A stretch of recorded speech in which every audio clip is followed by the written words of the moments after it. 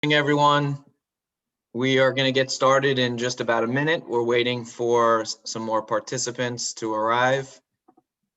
So thank you for joining us today for our safety meeting and a focus on mental health.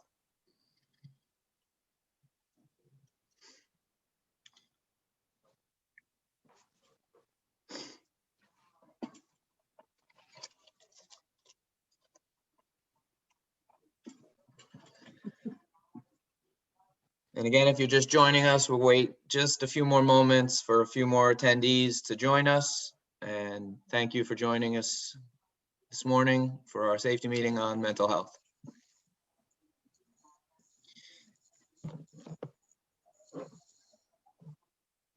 Okay. Welcome, everyone. Thank you for joining us today.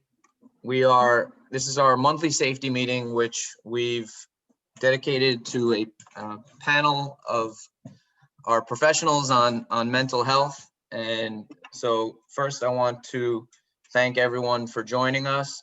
I'd like to thank Dina Ingram, Casey Pedrick, and Principal Seung C for helping to arrange this. And we're going to introduce each of our panelists who are going to speak on the different areas of their expertise. And the idea for today's meeting is to share the resources that we have available. We're all in this together. I think not only are students dealing with difficult times and unprecedented times, but staff members, parents, we're all experiencing all of this together. So we want to share the different resources that we have for everyone. And first, let me just introduce Principal Yu.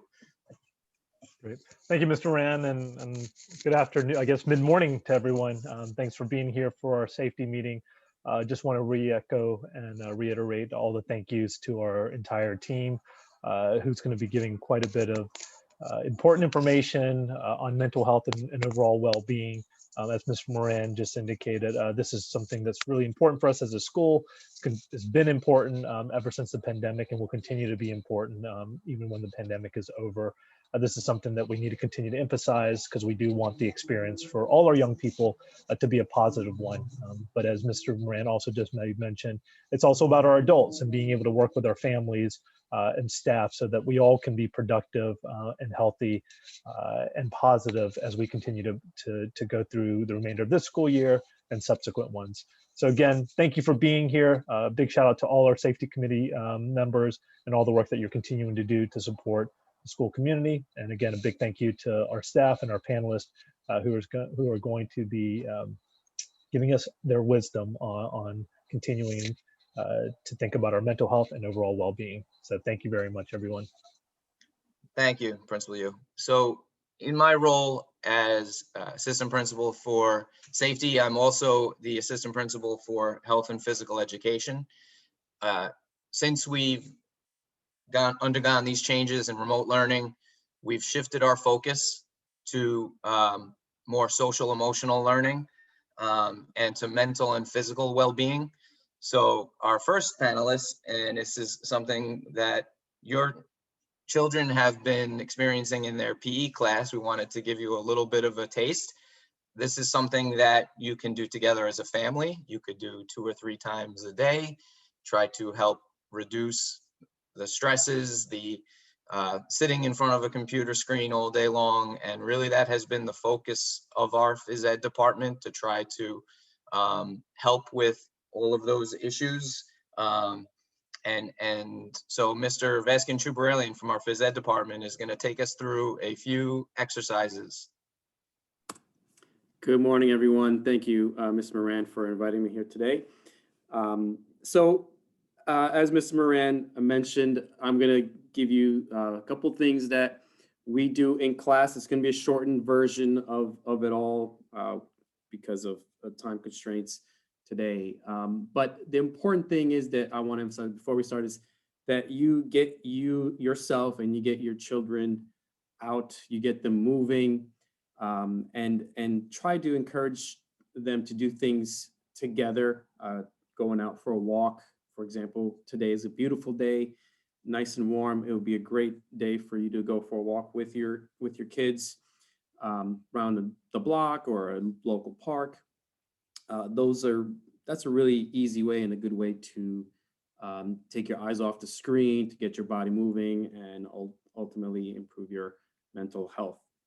So we're going to start with some exercises. Then we're going to do some chair yoga / stretches, and we'll end with a short meditation. So I'm going to lead you through the warm-up first, which will include just getting our arms and our legs moving a little bit. And then the exercise will consist of punching and knee strikes as well. So it's going to be like cardio kickboxing. I chose to use those exercises because those are the most popular among the students. They have said in the past that that's what they really enjoyed out of all the other exercises we've done. So I'm going to start out with the warm-up, which is going to be just doing some big, slow arm circles. And let me pause right there. Feel free to join me in these exercises. I want you guys to experience what your children experience. Also, it's a great opportunity for you to get up and get moving a little bit and get the heart pumping. And we can see some of the panelists are joining as well. I love it. Okay, so here we go. So we're gonna do big, slow arm circles. Let me adjust my screen a little bit. Just get the shoulders warmed up, big all the way around. One direction, then let's go the other direction now. Big, slow arm circles. Good, reach back, cross in front. Very nice. Now we're gonna do an exercise called march step. And we are marching in place, lifting our knee nice and high, but we also move our arms like we're running, like this. So if you lift up your right arm, you're gonna lift up your left knee, so opposite sides. So we're gonna do 10 march steps. Ready, set, go. 1, 2, 3, 4, 5, 6, 7, 8, 9, 10. Beautiful. Next, we're gonna do something known as a step jack. This is a modification of a jumping jack, so we're not making as much noise. So instead of jumping and stepping outwards with both feet, you're going to step to the side with one foot only and then step together. Then you step to the side with the other foot. Your arms are doing the traditional movement of going up and down each time you step. We're going to do 10 step jacks. So it looks like this. All right? We alternate sides. Okay, ready, set, go. 1, 2, 3, 4, 5, 6, 7, 8, 9, and 10. Beautiful. Now we're going to do 10 calf raises where we go up onto our toes and then come down. 10 calf raises. Ready, set, begin. Up, down 1, up 2, up 3, up 4, up 5, up 6, 7, 8, 9, and 10. All right, so that's it for the warm-up, keeping it brief. The next thing I want to show you guys is how to make a fist.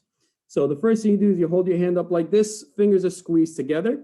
Then you curl and roll your fingers into your palm, and then the thumb goes around underneath like this.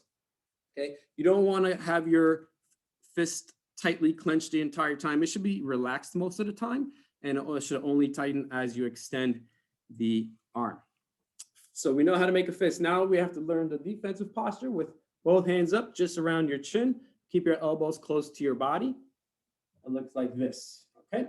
So to throw a punch, we're gonna extend one arm straight out in front of us and then bring it right back to the starting position right here. Then the other arm extends and comes right back. Be careful not to overextend your arm. So always stop your arm just shy of fully straight so you don't hyperextend your elbow and hurt yourself. We're gonna do 10 alternating jabs, alternating punches. On my count, ready, set, go. 1, 2, 3, 4, 5, 6, 7, 8, 9, and 10. Good, that's a straight jab. The next punch is a hook. In order to throw a hook, you're gonna lift your elbow up to the side and get your forearm parallel to the ground and then swing the arm across and then reset. Elbow up to the side, swing across and reset. That's how we throw a hook. We're gonna do 10 alternating hooks. Ready, set, go, and hook, that's 1, and hook, that's 2, and hook, 3, and hook, 4, hook, 5, hook, 6, hook, 7, hook, 8, hook, 9, hook, 10. Now we're going to do a jab, hook, and a knee strike. And a knee strike is just a high knee. Just lift one knee. In order to do that, we got to shift our weight to the other leg. And we're going to alternate the knee each time. So we're going to do a jab, a hook, and a knee strike. Okay? Ready, set, go. Jab, hook, knee strike. That's 1. Jab, hook, knee strike. 2. Jab, hook, knee strike. 3. Jab, hook, knee strike. 4. Jab, hook, knee strike. 5. Jab, hook, knee strike. 6. Jab, hook, knee strike. 7. We're going to speed it up on the last 3. Jab, hook, and knee. Jab, hook, and knee. That's 2. Last one. Jab, hook, and knee. That's 3. Very nice. And let's keep it short. So we're going to clasp or interlock our fingers in front of us and then reach straight up. Look up and stretch yourself up tall, high, up towards the ceiling. Keep reaching up. And slowly lower your arms down to your shoulder height. Keep your palms facing forward and reach back with both hands. We're expanding the chest. You should feel the stretch in the front of your chest. Keep reaching back. Squeeze your shoulder blades together behind you. Good. And reach up again. Inhale. And now as you exhale, we're going to reach down for our toes. Reaching down and hold that position here. Go as low as you can. This is not a competition. If you can only reach down to your knees, that's fine. As long as you feel the stretch in the back of your legs. Try not to bounce up and down. Just stay steady and continue to breathe. That's really important here. We're breathing. You will find that every time you exhale, you should be able to relax your muscles a little bit more and go a little bit farther down. Let's take a big inhale as we stand up again. Very nice. Let's have a seat in our chair. Adjust my camera here. Have my chair ready here behind me. And the first stretch we're going to do is one where we're going to do a twist. It's called a chair twist. And we're going to bring our feet together and our knees together. Make sure you have a 90-degree bend at your knees. We're going to twist around towards the right side first. And we're actually going to try to look behind us over our right shoulder. First thing we do is take a left hand and go across our legs onto the right leg. And then I'm going to grab the chair behind me with my right arm and twist my body around to the right, looking behind me over my right shoulder. Try to keep your spine nice and straight as you do this, using your left arm and your right arm to help you twist around. Now let's reset back to the center. Let's go to the other side, to the left. Right hand goes across on the left side of your left thigh. Left hand reaches behind you. And hold it here. Continue to breathe.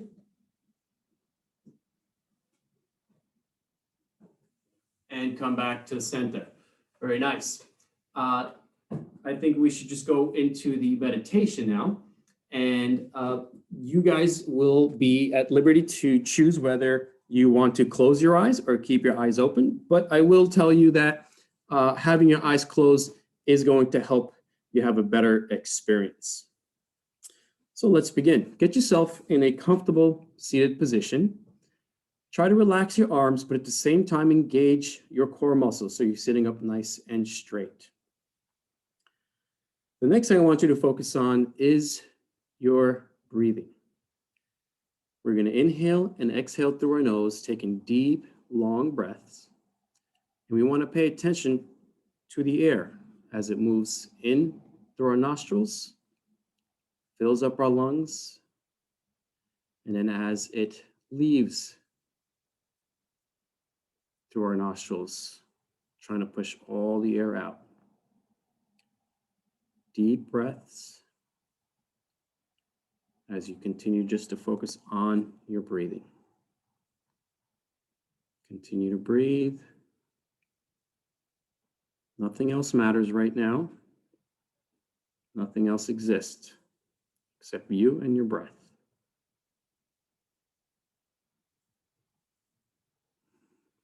Deep, long breaths. And now let's see if we can start trying to infuse some mental imagery. Somewhere peaceful, somewhere tranquil.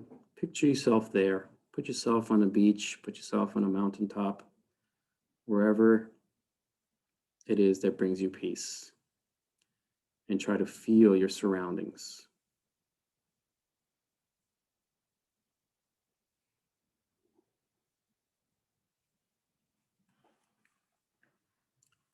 Continue to breathe.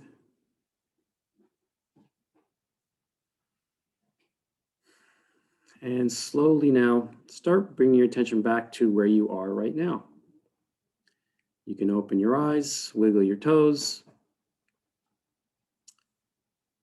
And I want to thank you guys for your time and your attention. I do want to let you know, though, before we end, that this meditation is usually much longer when we do it in class with your students. We go up to 10 minutes, which can be a significant amount of time. And just 5 to 10 minutes a day can certainly help you and your child deal with anxiety, stress, rest their eyes, from looking at the screen all day. Has many, many benefits. So I encourage you and your children to meditate as often as you can. It's pretty easy. No wrong way of doing it. Thank you, everyone. Mr. Choubaralian. That was amazing. Thank you for sharing that. This is what your children are doing in their PE classes, as you may have seen. And we encourage you to do it together. You can do it a couple of times a day. You can, you only need a few moments to do some breathing exercises, to do some stretching. So we've really tried to change the focus of our PE program to try to help address a lot of the issues of screen time and sitting and being homebound. So we've our meditations and things that where we're able to come off screen and turn our focus away from the cameras for a little while. So again, Mr. Choubaralian, thank you very much. That was great. Next, I'd like to raise a bottle of water to Mr. Choubaralian. Yes, good idea. I'll take a drink of water. And next, I'd like to introduce one of our school counselors. Sarah Kornhouser is going to talk to us about organizational skills. Good morning, Sarah. Hey everybody, good morning. Hope everyone's well today. It is beautiful outside, which is a wonderful relief. So I'm one of the guidance counselors here at Stuyvesant, and one of the things that we all really focus on is how to keep kids organized. And the things I want to talk about today are actually a little different than what you might be thinking I'm going to talk about, but the way to maintain organization has to start from a strong, stable beginning. And to me, there's nothing more important than starting with a strong morning routine. And as I've been talking to a lot of my students, they do not have a morning routine. A lot of them, their days start at different times. They may be rolling out of bed and wearing their pajamas. And as I talk to them, I realize that this has been something that's, I think, hard for them, especially in light of how much structure they had before. So what's the importance of a morning routine? It sets the tone for the day. It helps you feel more grounded and secure. It's an anchor for peaceful mornings. Teens need structure to thrive. And at home in the pandemic, it's been hard to find structure except for sitting in front of a computer all day. So in my own life, and I've been working with my students to create a really short morning routine that helps ground them. And a way to do this as a family is, first off, I would ask your kids if they have a morning routine. They will probably say no, because they don't realize that what they do at the same time every day is a morning routine. But you can kind of play around with it a little bit. You can say to them, what do you do when you wake up? And Do you get a drink of water? Or do you take a shower every morning? Or do you wake up at the same time? Ask them some questions, because it is possible that they have more of a morning routine than they realize. But it's a nice thing as a family to kind of chat about at the dinner table. What's your morning routine? What's your morning routine? Maybe we should come up with one as a family. So some suggestions: set the alarm for the same time every day. When you wake up, drink a whole glass of water before you take a shower or before you eat breakfast. Stretch your body. Take a shower, change your clothes. Maybe walk the dog. Come down to, leave the room. If the students are working in their room, a lot of times students are in their room so much, leave the bedroom, come downstairs to the kitchen, have a cup of tea or a glass of water, chat with whoever's down there for 5 minutes, see what's possible for them. But maybe institute a very short morning routine with your kid and create a few things that they do. Check in a week and say, is this working? Does this morning routine make sense for you? Is the alarm set too early? Is the glass of water a little unrealistic and we should do that around lunchtime? Make time to make adjustments to this morning routine. But it's kind of a nice thing. And especially now, it's like spring is coming, but we're a little exhausted. And so it's like important to institute something maybe a little bit more structured than what they're used to get them through to the end of the year. And something really nice for the whole family to do together. And make sure you make time to adjust the routine as necessary and check in about it in a week. That's important. Another thing that's really crucial for organization is making sure that the workspace is appropriate. So our kids have been working from home for a year. And I know that some of them have been adjusting their workspace. Some of them have been holed up in their bedroom, and maybe you haven't even seen their workspace in a while. But I think it's really important to sit down with your child and be like, let's take a look at this workspace. How is this working for you? Is this yours alone? Is that space where the kid has their own things? There's no one sharing it with them. Is the place that they sit comfortable? If they've been sitting on their bed, do you think it's time maybe to sit in a chair? If they're in a chair, how is this chair feeling? Does this chair have an armrest? Is it too cushy? Is it too hard? Like sometimes, the best posture chair for sitting is one with armrests. A lot of us don't have that. But some of us have armrest chairs that we're not sitting in. So maybe it's time to shift out the chair. Is this well lit? Are you next to a window that has good light? And if not, do you have a good overhead light? Do you need a $12 desk lamp to make this easier for you? Is there a little cup with your supplies, whether it's pencils and pens and a lot of times students are using their phone for all their resources, the calculator, everything, but do they have what they need close by? Is it free of distractions, which I know is hard to do, but is it, have a conversation with your kid. How is it in here? I know we're all working from home. Is it really noisy for you? Do you need headphones? How are we working together as a family so that your workspace is clear for you and my workspace is clear for me? Check in about that.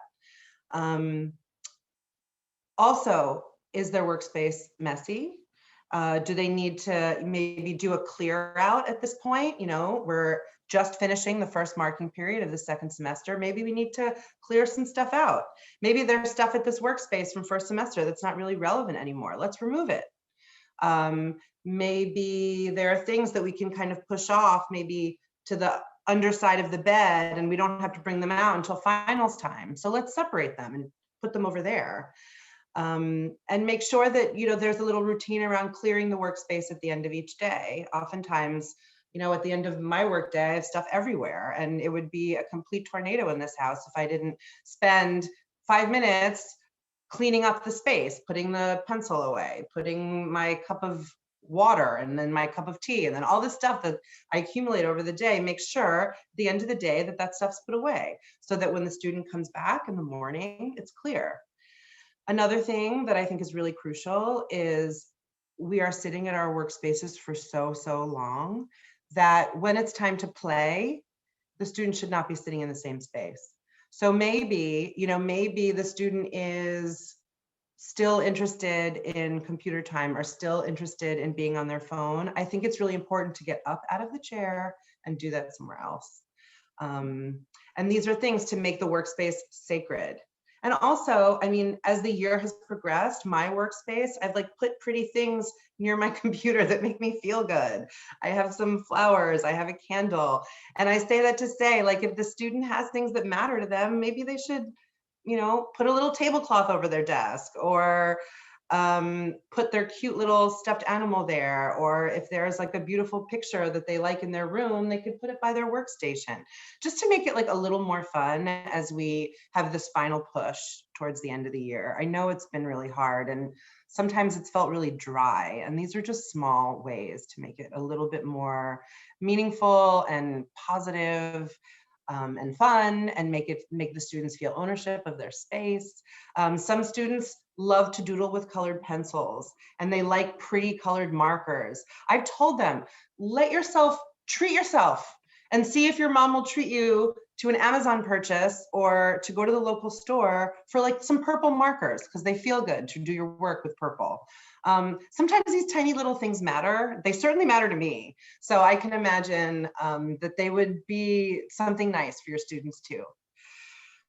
And then the forever struggle with motivation. So our students are not motivated to stay in front of their desk and do all the work they need to do.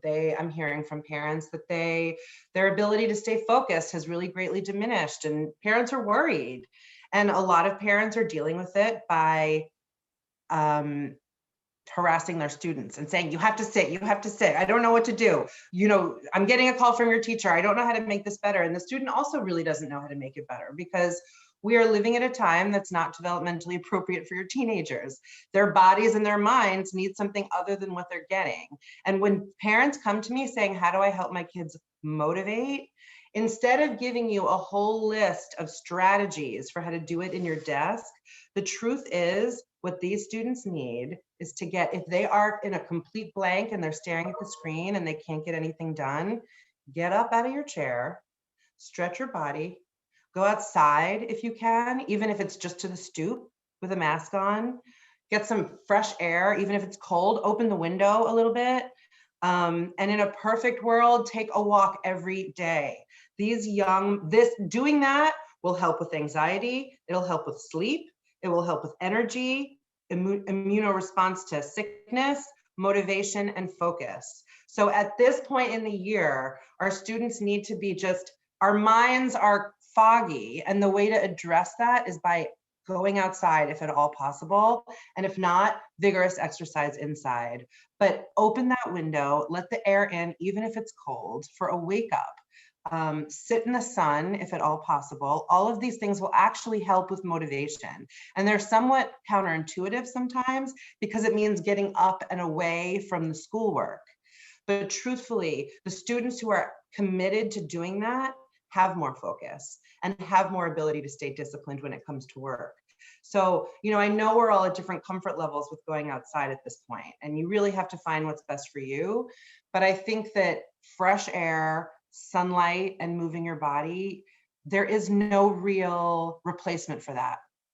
And we all need it much more than we're getting. So now that the weather is warming up, as a family or individually, make sure that you're trying to do those things. And if you can get outside, do it. Mask on, socially distanced, but do it. And remember to give each other grace. Our students, I've been hearing from our parents that our students, the lazier we are, the lazier we get. And sometimes the conversation needs to be a generous kind of relaxing conversation. If we're going to talk about the morning routine, talk about it as a family.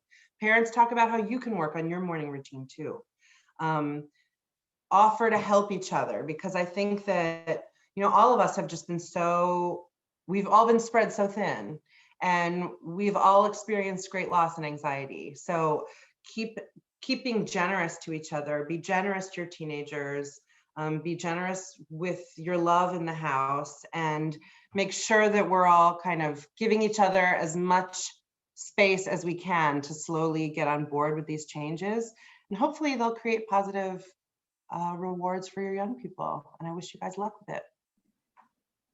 It's wonderful. Thank you, Sarah.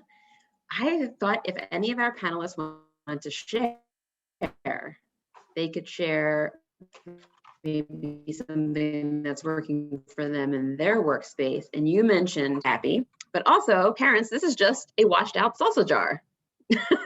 So also very cost effective and environmentally friendly little thing to have sitting at my desk that makes me happy to look at. Are there any other panelists who want to share a little tip that's been helping them the past year?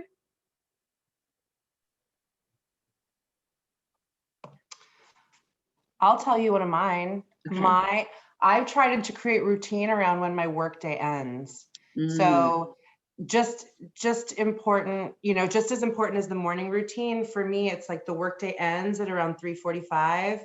And I changed what the routine is, but at various points of this year, it has been change your shirt.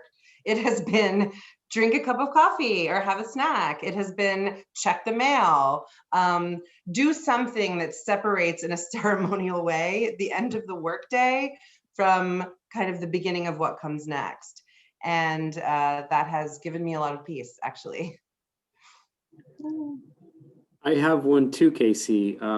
I purchased a stand-up desk, and it's really helped my back and helped my posture, I think, because I was really feeling the pain from sitting all day. Even though I was standing up to do exercise, it still felt like it was just way too much sitting. So getting the stand-up desk really helped a lot. Good. And you did that in a very environmental way too, because you bought it used. It was used, yes, that's right. Secondhand.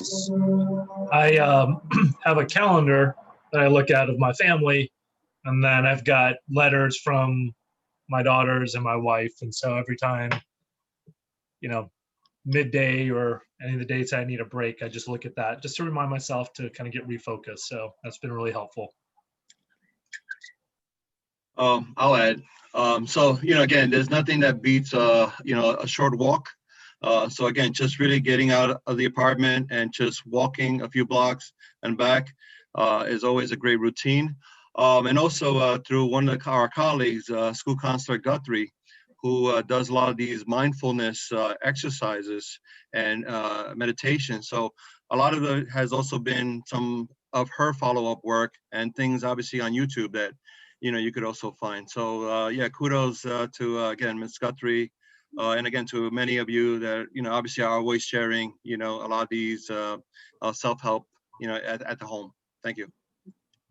Ms. Ingram, what's working for you? For me, I've done what one of Sarah's suggestions in finding a space to work in that works. It's not the best space all the time because when my family's home, but I've chosen the sunniest part of the apartment just to keep in a positive mood. So I've positioned all of my workspace in where there's the most windows and most sunlight, and it really does improve mood. And when my family is home, we all make the agreement to wear headphones and position ourselves in spaces where we're not getting in each other's Zooms. So that works out. Thank you, Ms. Kornhouser, and for everyone for sharing.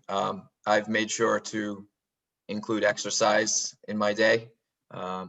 And it's a reminder that for all of us, we don't have the exercise of our commute, or for Stuyvesant kids walking up and down escalators and staircases up to the 10th floor every day. And phys ed is only once every 4 days. So including exercise in your day is really vital. And that's been very helpful for me. So thank you, Ms. Kornhouser, for sharing all of those great ideas. And we're going to now, I'm going to introduce our SAPIS, Angel Cologne. He's going to talk to us a little bit about community building. Okay, good afternoon, everyone. And again, thank you, Mr. Moran. Let me just get the my little presentation real quick here.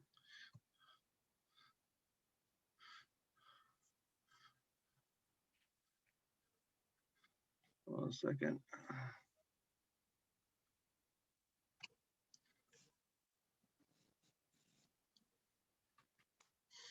Okay, can everybody see my screen? So before I get started with my presentation, as Mr. Moran mentioned, it's all about community building. And, part of, any community building is finding, schools that do care about community building and community support. So, I've been at Stuyvesant now 16 years. And I mean, what can I tell you? In these years from 2005 to the present, obviously in different times now, but there's always been this emphasis of building. But again, before I go to that, I am the so as Mr. Moran introduced me, SAPIS stands for Substance Abuse Prevention Intervention Specialist. So again, it's one of those fancy DOE titles that they have us on. But the bottom line is that not only do I do substance use counseling and education, but also other areas that, do contribute to overall the personal development, social development, and obviously safety. And again, this is what today's presentation is all about and how it revolves. Again, I work under two departments, again, under the school counseling department led by Assistant Principal Casey Pedrick. And again, as Mr. Moran in his safety initiative, but as also in collaborating with his physical and education, physical and health education department, again, along with teachers there. So just a quick overview of what OSYD and at the same time, how it really generates with Stuyvesant. These are the initiatives, and I highlighted two of them in yellow because I feel like these two parts kind of like summarize what we do in terms of the networks of department and support systems that we have.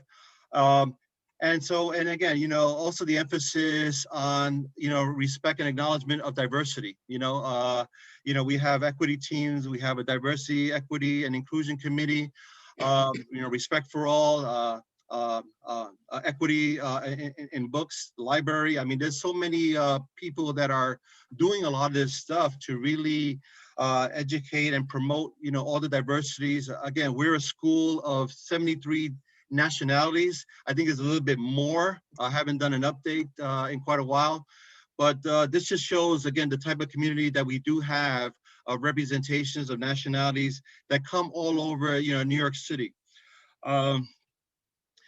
So my role, my primary role through the Department of Education and what I provide at Stuyvesant is in the areas of substance use education, prevention, and again, it can begin from early use in terms of students making as we say poor decisions, but then again it generates from obviously areas of misuse to the point where in cases, there is, areas of abuse, addiction, and sometimes that obviously, requires, higher level of professionals.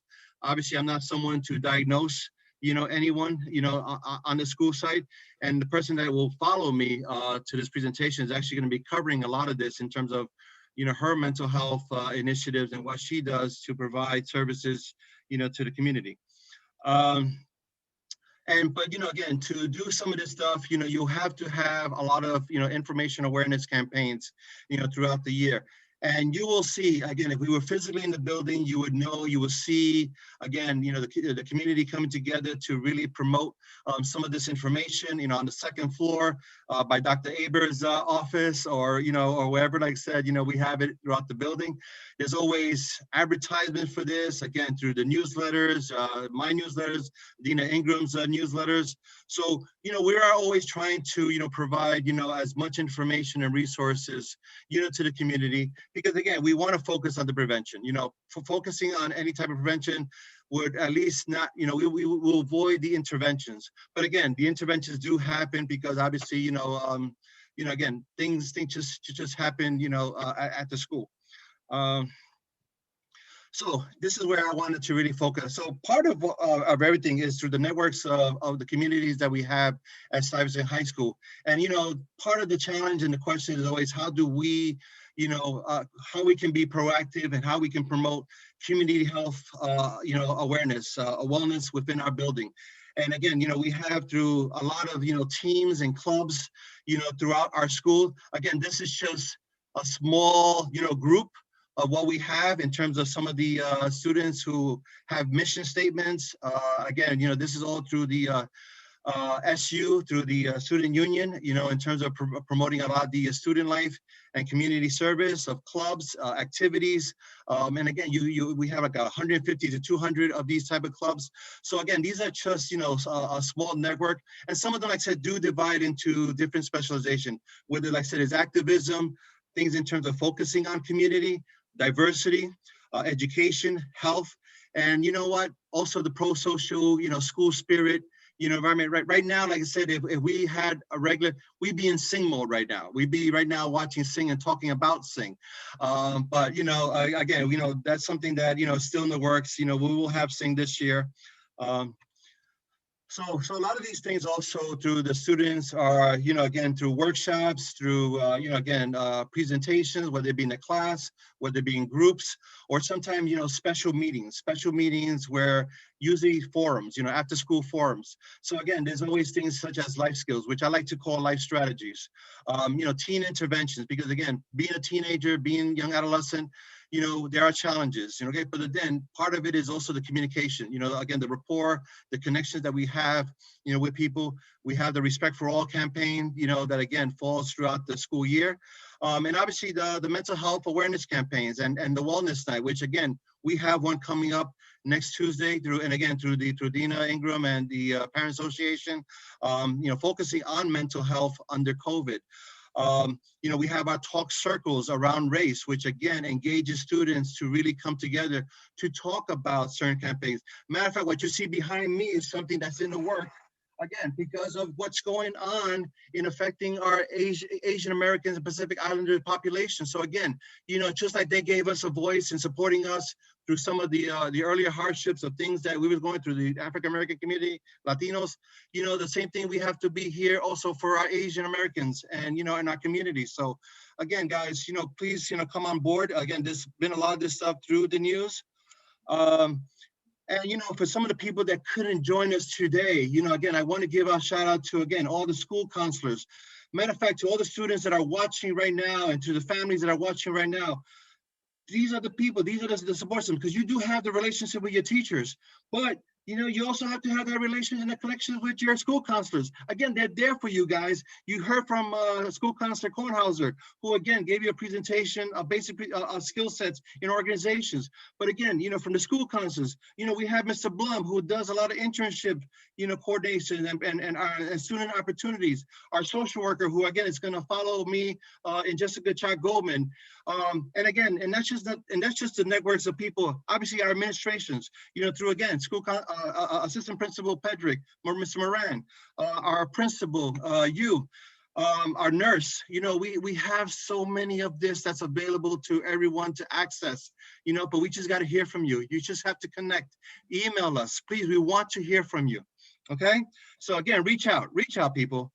Okay. And you know what? Even through remote mode. Going through remote mode, we've been providing a lot of this information through, again, the websites, through emails, again, letters. There is such a network of resources that if you tap into it, especially early, because, trying to wait till the end, it makes it a little bit difficult. But again, if we can do it early and intervene early, guess what, guys? You won't be running to these type of problems. So again, I'm just, putting it out there. And to close, the message that we want to really give to everyone in our communities is to always self-care, okay? And again, self-care can be broken down into a lot of these components. But again, guys, always, take care of yourselves, because when you take care of yourself, you also take care of others. So, we all look out for one another. Again, as Mr. Moran said, we're in this together, okay? And one of the things that I always like to promote that is not just being in solidarity and unity, but being in style unity, okay? And with that said, I will pass it back to Mr. Moran. Thank you, Angel. For those of you that are new to Stuyvesant, for students, for parents that are new to Stuyvesant, Angel Cologne is the heart of our school. And please look at his newsletter. It shows all of the upcoming events, all of the different initiatives that Angel and many of our clubs are engaging in. Please support them where you can. Please encourage your children to join these clubs, or even to join some of these initiatives. I think the socialization aspect is something that we really have been, everyone is struggling with in this remote setting. So wherever you can, wherever possible, please try to connect. And through Dina's newsletter and through Angel's newsletter, all of those resources are available to you. So thank you, Angel. And the services are free. Before I introduce our next panelist, I wanted to just remind everyone, if you have any questions, you can put them in the chat, and at the end, we will try to answer some or all of those questions as best we can. So if you do have any questions throughout these presentations, please feel free to type them in the chat, and we'll try to get to everything at the end. And the next person I'd like to introduce is our school social worker, Jessica Chock-Goldman, and she's going to talk to us a little bit about mental health and well-being.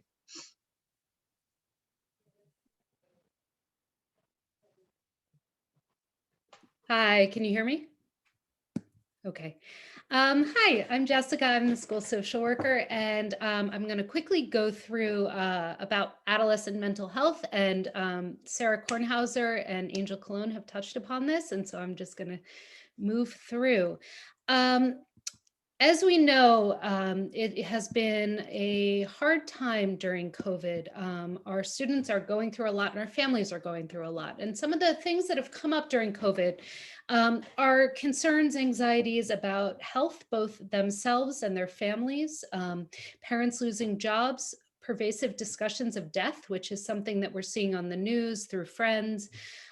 Separation from friends, which, as everyone has mentioned, during the time of adolescence, this is a period where kids naturally want to be moving away from their parents and integrating with their groups of friends, and they're not able to do so on a daily basis. They're able to do so a little online, but it's not the same.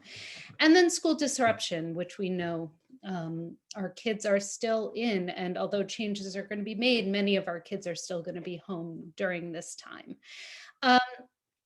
We have all gone through a community trauma, and I say we because this is not just our kids, it is families as well. And a lot of mental health issues have come up because of this. We see articles every day, we hear it on the news about anxiety and depression going up. During COVID, and this was studied last year, but the numbers are similar. We've had many more hospitalizations throughout the country. This is not Stuyvesant statistics. This is through the country of adolescents for mental health reasons. It's gone up 31%. Just to give you an idea of that number, it's between 3,000 and 6,000 adolescents who are going to the hospital a week through our country. So what I want to talk about is not the depressing things and the statistics, but what we can be doing for prevention in the home. Because you parents are the ones who are interacting with the kids the most. Even though they're not really wanting to be interacting with you, we can find the best ways possible for you to be doing so. In collaborative care, though, what we have is we have different areas. We have the parents and guardians who are interacting with the adolescent. We have the mental health clinicians and the hospital. And I will go through that in the end, how to get the best resources for your kids outside of the home. And then we have also the school staff. And we're very fortunate at Stuyvesant to have a very strong counseling department. Each of you has a school counselor who you can be working with. You have then me and Angel, also part of the counseling department that can be providing both services. And by services, I mean, we tend to meet with the families and give outside referrals, and Angel can be doing some counseling. And again, there's a lot at Stuyvesant that a lot of high schools do not have, so we're very fortunate with this. So the tips I would like to give for parents during the time of COVID. As Sarah Kornhouser mentioned, Engaging your kids outside of the room is vital. It is really hard for kids to just be on their computer, on their screen, just as it's hard for us to be on our computer and on our screen. But we want to be realistic about it. Kids are not going to want to engage with you throughout the day and talk to you all the time. They're just not. Remember being a teenager. Did you want to talk to your parents? Not really. One time a day. I love what Sarah was talking about with the morning, because then what it does is it creates a base, a foundation of how to start the day. Ask the kids other questions besides homework. Please, please, please. Stuyvesant kids, really, we know they're thinking about homework. They're thinking about assignments. Talk to them just about something with pleasure, something exciting. Taking away devices at night. This is key. We have always said that mental health issues come from lack of sleep. We know this in ourselves. On nights that I have a bad night of sleep, I feel really awful the next day. And I also will sometimes be on my phone at night. I should probably listen to myself with this. But taking away devices at night, may it be the smartphone, may it be turning off the Wi-Fi so that your kids are sleeping. Kids need to sleep. You need to sleep as well. Zoom time with friends. If you don't feel comfortable as a family having your kids out there socially interacting with other kids with masks, at least have them do FaceTime with friends. We know that kids like to text, they're comfortable with texting, but really the FaceTime is key. So really doing that. And I will bring up later on, we do some ways through the school for them to be doing FaceTime. Reassurance and honesty. And I say honesty because we have a lot of people in our city, in our country, who are going through difficulties. May it be COVID related with illness or death, or may it be financial difficulties because of jobs. Teenagers know what's going on beneath the surface. Kids are really perceptive. So just have honest conversations, but with the reassurance that families are the support system for kids right now. So, just let them know that you're there for them. And then finally, simple joys. We all are, just as we went around the room and said, even looking out the window and having a view, I look up and see, a little sunlight coming in, or going on walks. I have a new baby at home. So going on walks with my baby, it's really incredible. So the simple joys are really key right now. Integrating parents is really important. And with mental health, we have many, many ways to give you referrals for services. And again, I'll go through that. But this is a time that it's important with therapy, and when you are opening up to therapy, to have parents involved. So we want everything to be collaborative. We want the school involved. We want the clinicians involved if you do reach out for therapy, and we want the families involved. So the way that we need parents to motivate the kids to re-engage if your kids are not as engaged, family therapy is fantastic, because having an outside therapist working with you, with the family, takes away some of the tension that happens between a parent or guardian and the child. Kids tend not to want to hear a parent say, did you do your homework? Are you feeling depressed? Are you doing? Kids will answer no, because they don't want to engage in the same way. When you have an outside person in there to help mediate, I almost like to say a family therapist is like a conductor. They just have each person listening to the other person in a way that maybe they couldn't before. Please, I'm going to give my information, reach out to me, because there are amazing family therapists that are covered by insurance that you can use to help when your kids may not be as engaged as you would like them to be. We also have parent groups at Stui, which is really exciting.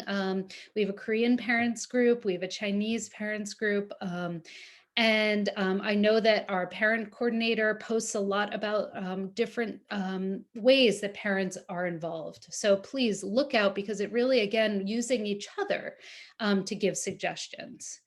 And another thing I just want to reiterate, which is just that any time that I reach out to you or a counselor reaches out to you and makes a therapy suggestion for your student or your family, please know that it's always confidential, and colleges don't know about this, teachers don't know about this. It's so confidential. So we just want to reiterate that. So outreach, we are very lucky, and I'm right before Miss Ingram, who's going to present. She does an amazing amount of outreach. But before I get to that, we have done student surveys in our department, and Ms. Pedrick has started this initiative to hear our students' voices. And then what we can do once we hear our students' voices is do the outreach in the best way possible. So we're doing a lot of student surveys to get the voices and find out. We have a coping skills group every Thursday. If you would like me to add your child to the invite of the coping skills group, reach out to me at the end. I'll set, my email will be up there. It's just to talk about being at home, the best ways to cope. And the dialogue is great during the group, so I recommend it. We have a parent newsletter, as I said, that comes out, and it's fantastic. And it is also translated in Chinese. And finally, we have a student newsletter, which Miss Kornhouser has been leading, and it comes out giving just advice to our students on how to best cope during this time and activities. And, it's again, all of these uplifting measures. I want to say that we've had a community trauma, all of us involved in this during COVID. It has been very hard. And what is really important is that we're moving in a direction of community healing in our school. And we ask that any way in which your kids are feeling disconnected, center them, bring them back to re-engage in the ways that we've all mentioned, because that's the way that the community healing is going to start with us. And we have so many resources for this. So for referrals, NYC Wells is something that is started by the mayor and his department. It is an amazing place to just type in your zip code and you find hundreds and hundreds of referrals for therapy that's covered by your insurance. Mobile crisis, if you're ever having an emergency, but it's not a 911 emergency and you just want a clinician coming to the house, they come between 2 hours and 72 hours, depending on the level of the crisis, but it is a clinician coming in. Trevor Project for our LGBTQ students and families, and then also just knowing which hospital has a child CPEP, which is a psychiatric emergency room. We're very lucky in New York that we have many of these. Bellevue in New York, Maimonides in Brooklyn, Jacobi and Montefiore in the Bronx, Columbia, Mount Sinai. A lot of our hospitals have these departments. So if there's ever a crisis, please take your child. Again, everything is private, confidential, and we're here as a community to help. So here is my email. Write to me, reach out to me. I am here. I answer your emails. We can do calls. And also just to get your kids re-engaged if you're feeling they're not, and using the skills to have these collaborative moments, these ways of reintegrating with your kids, because I promise just those little conversations in the home and then the reaching out to us can help get your kids motivated and back in. So thank you very much. Thank you, Jessica. I wanted to share with all of the audience members today that Jessica is a licensed clinical social worker. So a whole different licensing than just your average school social worker. And she's also a PhD candidate. So lots going on for her. We're very, very fortunate to have her. I wanted to make one point and give some ideas based on what Jessica said. For one thing, I did want to share that your child's school counselor is writing their letter of recommendation, which is called, referred to as an SSR, Secondary School Report.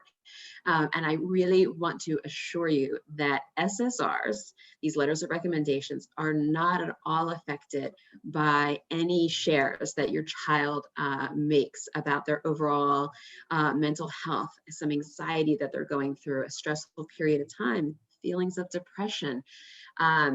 Jessica's always saying we all go through these peaks and valleys, peaks and valleys. What is the actual saying that you say about the students, adolescents are always on the high or something? Just that it is a place during development that kids are, you know, their prefrontal cortex has not fully developed, so they're a little more impulsive. But just that we have highs and lows, and that everyone has these highs and lows. But I really, again, confidentiality, I appreciate that you're saying this, because this is like the bedrock of our department. Yes, so please fear not. Our school counselors all have masters in school counseling. They're all trained. We bring in SSR writing people every year from different colleges to keep our skills fresh and knowing what the colleges want. So please rest assured that you can go to your school counselor to share out these items. And then Jessica actually said something about, hey, have a conversation that's non-school based. So I have a few go-tos that I love to share. Quite often I'm sharing these when we have a sophomore parent meeting. And these are conversation starters that I also love to use with Stuyvesant students. If I chaperone a field trip and we're walking to like the Tenement Museum and I want to keep some conversation going. So thoughts for you for dinner tonight. Don't use them all at once. If you could invisibly travel back in time to an historic event so that you could watch the historic event, but not alter the historic event, where would you go and why? That conversation amongst all the family members can be an hour. If you could have any superpower, which would you choose and why? If you could have 3 famous people, dead or alive, over for dinner, who would you want to invite and why? And then something when I worked in the college office in the beginning of my STI career that I found fascinating is so many of your children don't know how you came to choose their name.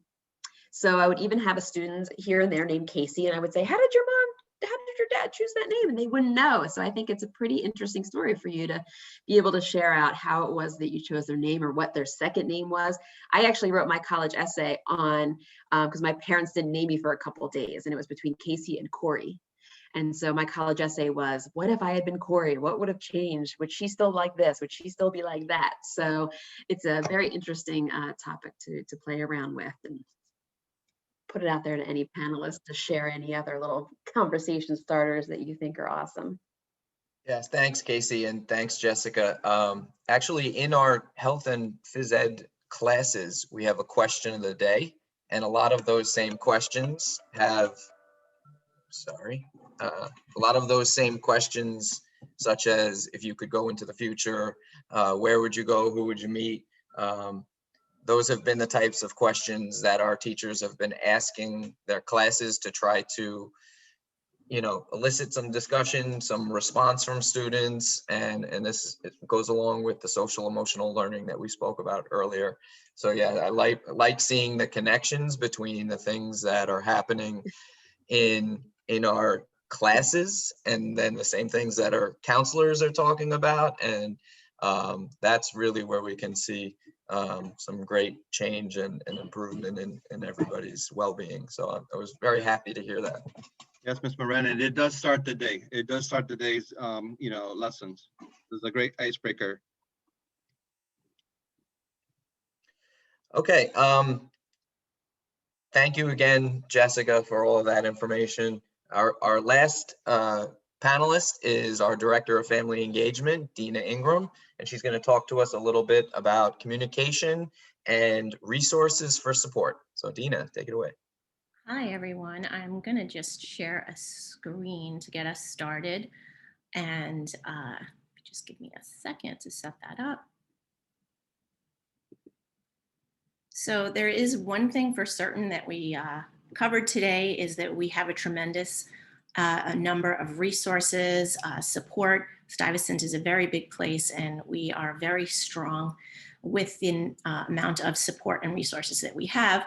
But that leaves you with wondering how to get to them, how to find them, what's our network of communication. And while we will share this recording and our slides, and we'll show you how to find them, that's the question that we come upon a lot. How do we get all this information and find it? So we're just going to talk a little bit about how to get to that. And this is how we communicate. I'm going to use a couple of graphics, and then I'm going to show you actually on the school website.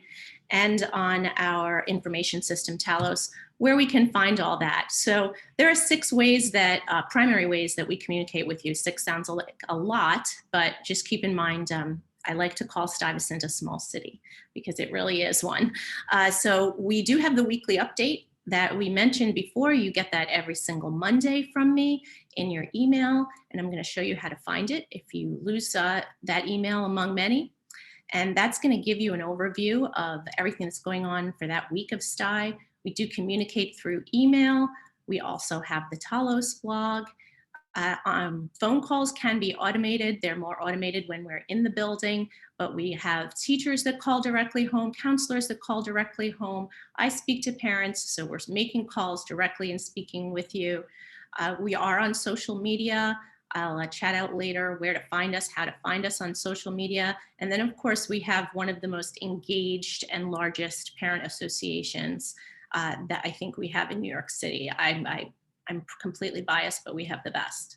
So we have our parent association supporting us. So today we're going to talk about a few different things. We're just going to cover 4: the weekly update, where you're going to find things on the school website, where you're going to find things on Talos, and then the new thing that I introduced for, especially for parents, just to come and talk about any question, is my office hours.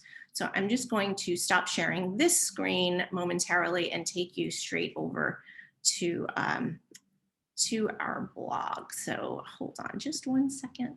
If you give me a second. We're actually going to start with Talos. So if you are a parent at STI and we have your email address, then you most likely have a Talos account. And if you do not, please do feel free to reach out to me, and Ms. Pedrick can chat out my email address if you don't have it. So this is a fake parent, but this would be what your parent account would look like once you log in. And the info, this is our information portal. I clicked that info button right at the top. And this is the Stuyvesant blog. And this is where you'll find information of what's going on for the coming week. And you will be able to find things by department right here if you just click one of these departments. But this is what the newest information is for this week. You'll see that the Parent Association is having a virtual meetup. Various different updates are going on just for this week. If you've missed an update, you can return back to the portal home, and you can find the weekly updates all archived right here under updates. And the last one that I've sent is always at the very top. This is the weekly update. Just to show you a few things, I just wanted to point out about the weekly update, which goes to families, it goes to students, and it goes to our staff members and some of our alumni as well. These are shortcuts to all of those departments on the blog. But the introduction here is telling you about what's coming this week. So if you have time to read nothing else, please do read the introduction there. There are very important links to what's coming up in the next week. And there is a running calendar. One thing you might not have noticed, if you have not, it does say it there, but every single one of these dates corresponds to a link on how to get to the information about that event or how to sign up for it, the registration, everything you need to know about that event. So that's where you're going to find that. And you will always find, we talked about Mr. Cologne's newsletter. You will always find Mr. Cologne's weekly newsletter linked on page 3 right here, as well as Mr. Blum's newsletter. And soon you'll find the counseling department's newsletter as well to students. So you're always going to have access in one document to all of the weekly communications to our students and our families. The links here as well are the highlights, and they're both for students and families. They can be events, but they're also needed information you might need to know. And I'm going to show you a couple of things on the website as well.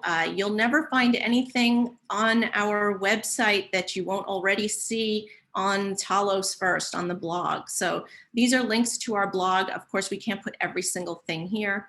These are links on how to get to our social media. Those are always there. And these are just for students. So we're specifically doing this for community building so that students know exactly what's happening during the coming week, just for that week. The student union is very good at including their announcements weekly with a calendar to students, but we want to make a point of making sure our students know what's coming up in that week, so that they know that the Arista applications open this week, that there was a change in AP Bio, that they can join freshman karaoke this week, that the students use doing virtually. So we definitely want them to have those resources. Again, just have to move a couple of things on my screen. Just to make note, I'm going to switch screens just for a moment, just to show you as well that you can get to, I'm going to stop sharing for a second. You can get all the way to, oh, I lost the screen, excuse me. There we go, I'm going to share again. You can get to the information that you see either on the blog, but you can also always get to it on the website as well. And let me share that screen. The areas for parents on our school website, it's sty.edu, easy to remember. So under the Parents tab, we have a brand new site that it is completely brand new because I just posted it this morning. Yesterday, we announced that we're returning to school.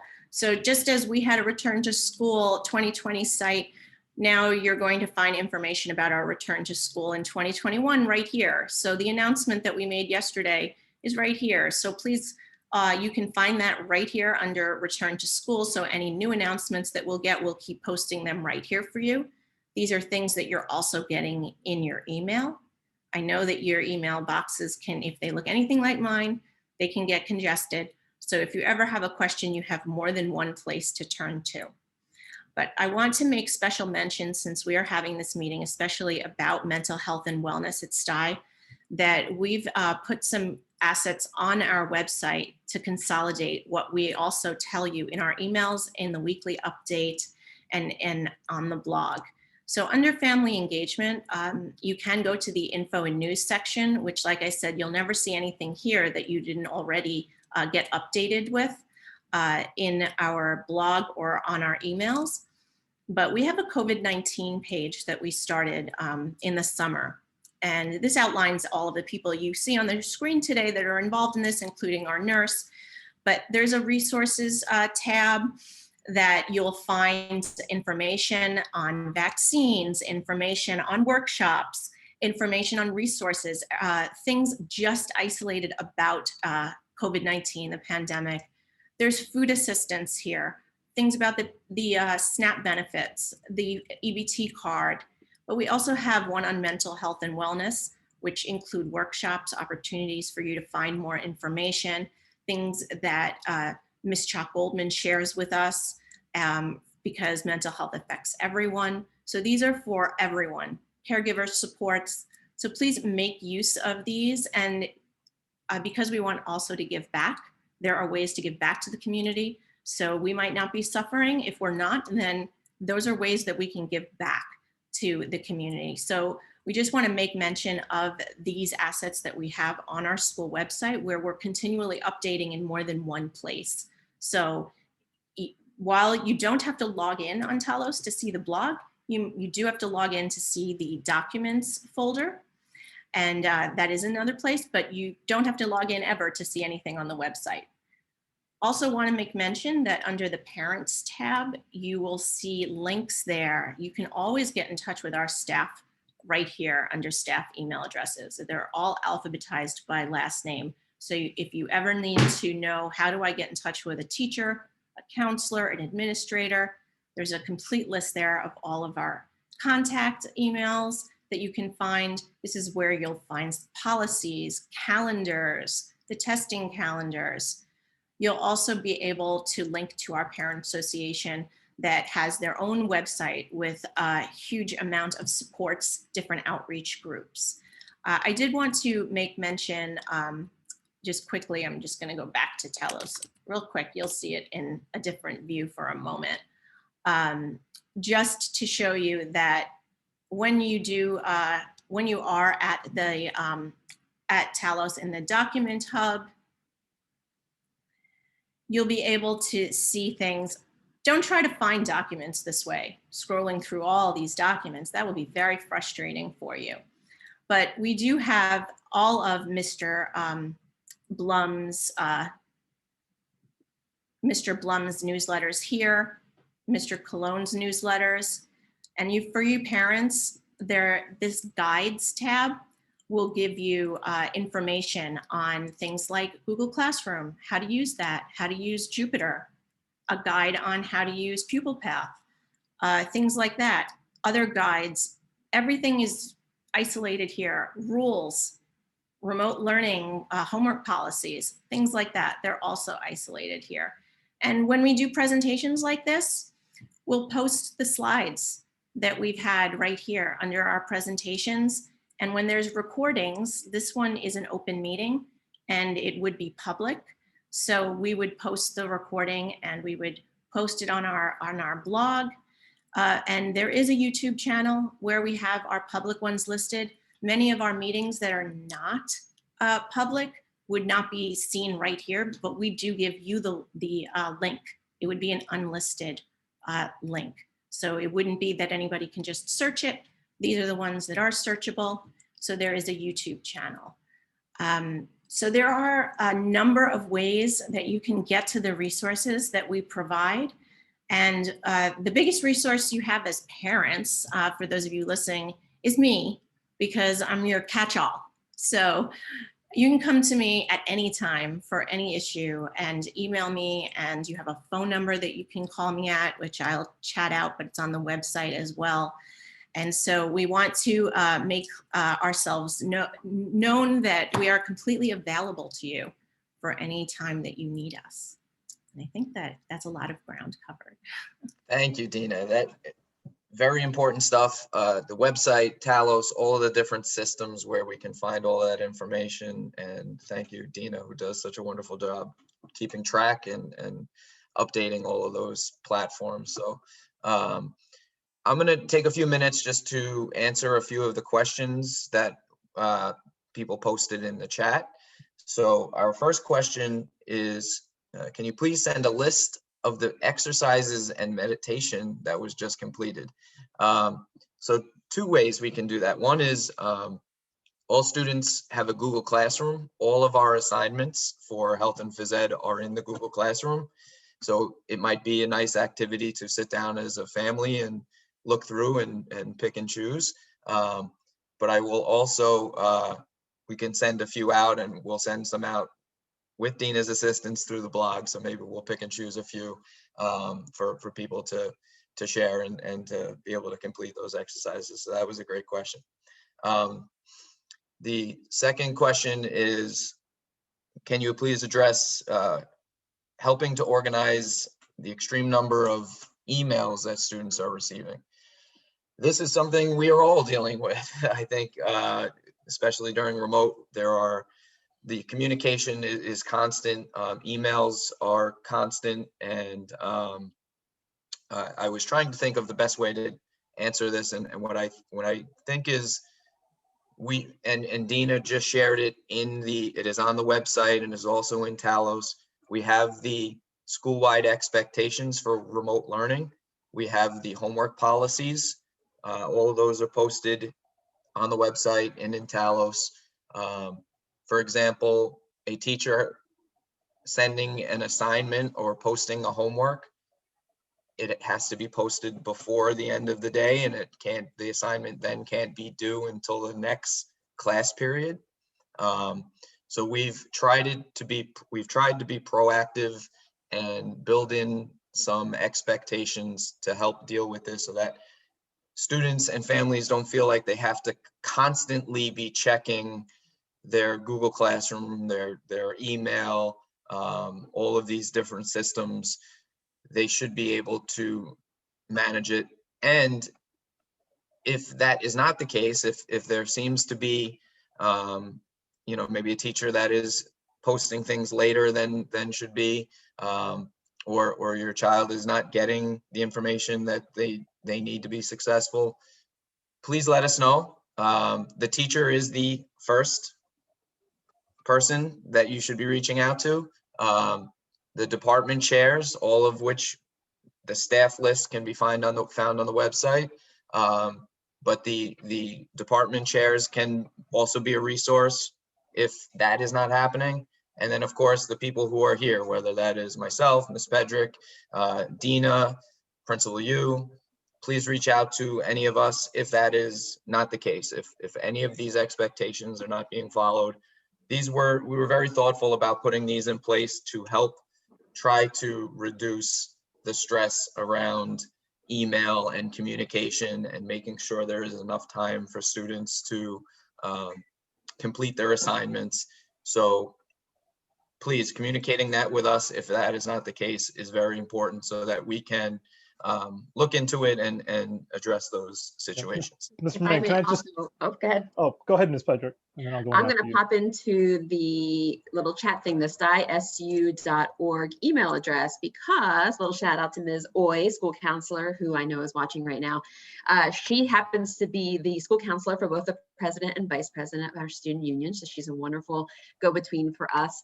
And this was a suggestion that we recently received in our needs assessment survey. And so she reached out to the student union to say, hey, is there anybody who's on the student union who would be able to have a best practice for organizing their emails and maybe be able to make a 1-minute little video showing how they organize themselves. So our VP Shivali did reach back and say that she was going to be putting that together, and they will release sometime this week on the Stuyvesant Student Union website, so stysu.org, that you'll see a student-facing video showing how he or she organizes their emails. And just to add, you know, this is as Mr. Moran alluded to, I mean, this has been our kind of core way of communicating, and clearly everyone continues to receive a high number of emails. Some of the things that we've been doing is to streamline, particularly the school-wide emails that go out. So, for instance, the weekly update sent from Ms. Ingram, you know, goes out every Monday morning, very early, and so that there's a cadence involved in that. The same with myself when I send my daily emails to the students. Ideally, it's before 8 o'clock, so that students have an opportunity to read it. And then anything coming from Dr. Haber, whether it's test related, we try to be very intentional about when we're sending that out. There are, however, you know, been quick updates that we have been receiving that, again, we want to make sure that our school community is aware of. So we try to send out as immediately as possible once the Department of Education provides it to us. And usually even when we do it, when we do release it as quickly as we do, we're still behind either Chalkbeat or someone else. But Ms. Ingram does a really great job of trying to get that information out. But we are being very intentional about the communication. Again, I think it's a little bit different for every individual student. But, you know, I think at this point, our goal is to try to be very mindful about school-wide emails, and then clearly the individual ones are going to be a little bit more nuanced. The last thing I will say about emails, and something we're trying with our administration, is using our subject line to help differentiate between things that a individual needs to actually do something with, act on, or whether it's just an update, it's an FYI.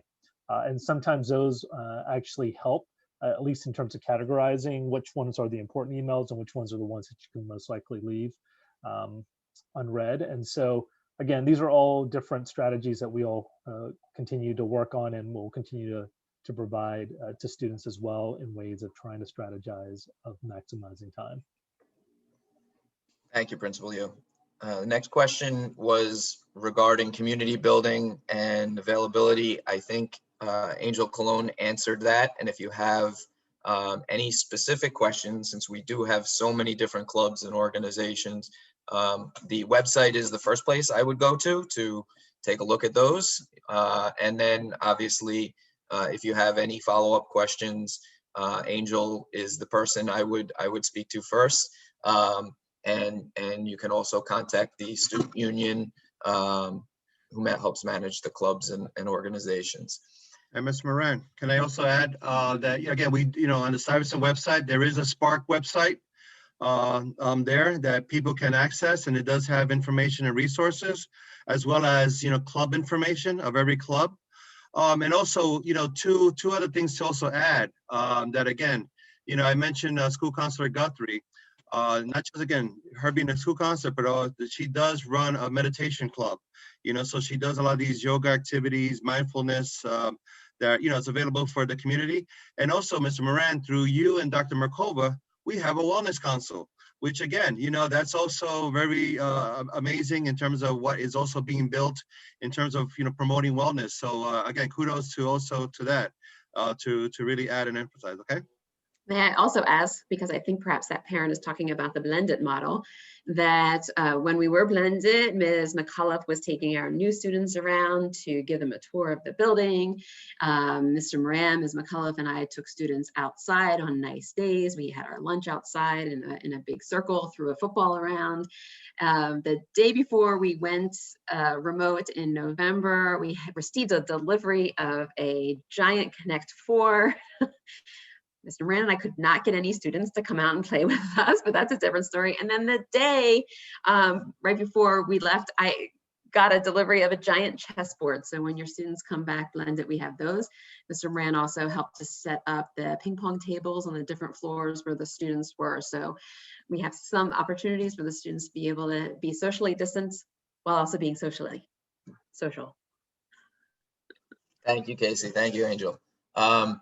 This question I think will be for Jessica. It's the counseling resources, and specifically, does the counseling department offer a group therapy sessions during free periods? She has clicked off her video. I'm wondering if the baby needs her. I am sorry. I have the baby. I'm sorry. Excuse me. Can you repeat the question? It's the question is counseling resources, and specifically, is there group therapy session available to students?